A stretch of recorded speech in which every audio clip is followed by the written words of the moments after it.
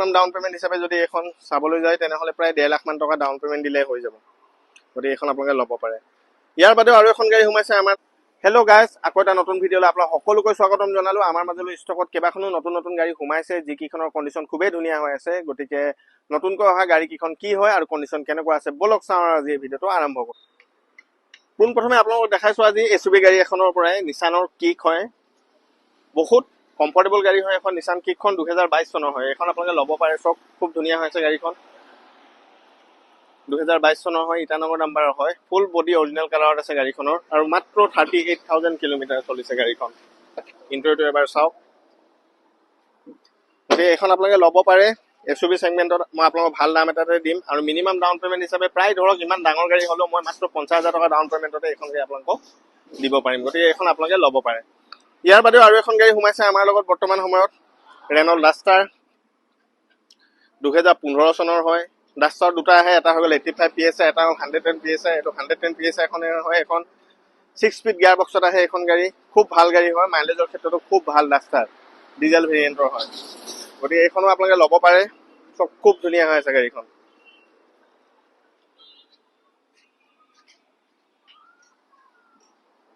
চাওক, ইণ্টেৰিয়ৰটো এবাৰ আপোনালোকক দেখাই দিছোঁ।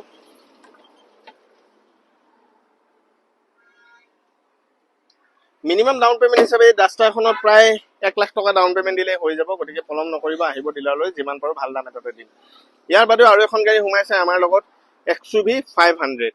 XUV 500ৰ 2013 চনৰ মডেল হয়। 7 ছিটাৰত আহে এখন, 7 ছিটাৰ কাৰ হয়।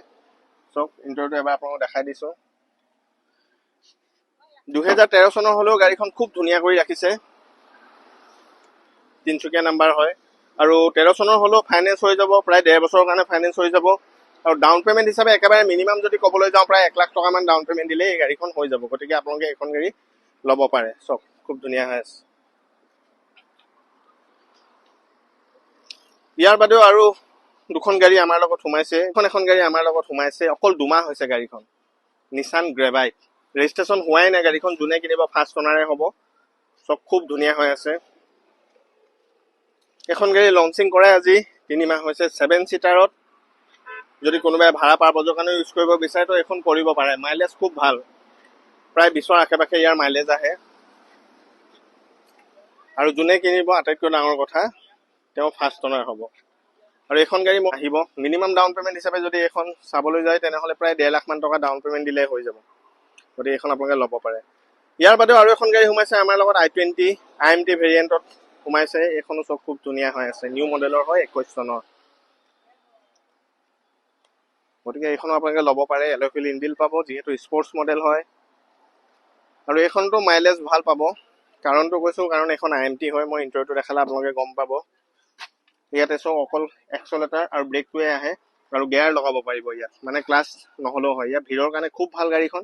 আৰু ইণ্টেৰিয়ৰটো এবাৰ চাওক, যিহেতু ক্লাছ নাই গতিকে মাইলেজটো খুব ভাল পাব এইখন। আহিব ডিলাৰলৈ, টেষ্ট ড্ৰাইভ এটা ল'ব আৰু যদি মন পচন্দ হয় নিজৰ কৰি ঘৰলৈ লৈ যাব।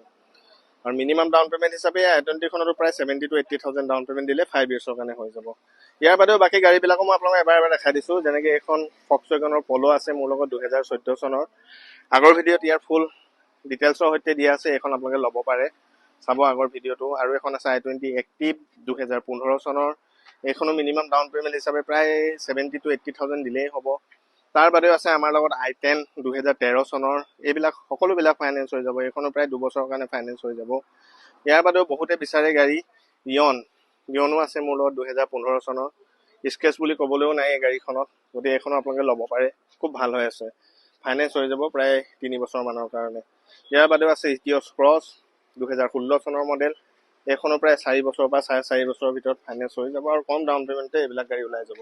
আগৰ ভিডিঅ'ত ফুল ডিটেইলছৰ সৈতে কেইখন গাড়ী দিয়া আছে, গতিকে আপোনালোকে চাব। যদি আমাৰ এই ভিডিঅ'টো চাই ভাল পায় তেনেহ'লে ইউটিউবত যদি চাইছে চেনেলটো ছাবস্ক্ৰাইব কৰি দিব, আৰু কোনোবাই যদি ফেচবুকত চাই আছে তেনেহ'লে আপোনালোকে ফ'ল' কৰি দিব, যাতে নতুন আপডেটবিলাক আপোনালোকে পাই থাকে। আৰু মই গাড়ীবিলাকৰ প্ৰাইচবিলাক বৰ্তমান সময়ত কোৱা নাই। যিমান পাৰে আপোনালোকে মোক ফোন কৰিলে বেছি সুবিধা হয়, প্ৰাইচবিলাক কম আৰু ভাল দাম এটাতে গাড়ীখন দিবলৈ চেষ্টা কৰিম। আগন্তুক দিনৰ নতুন গাড়ী আপডেটবিলাক আনি থাকিম বুলি কথা দি অভিজিতে মই আজি ভিডিঅ'টো ইমানতে শেষ কৰিছোঁ। Thank you, bye by.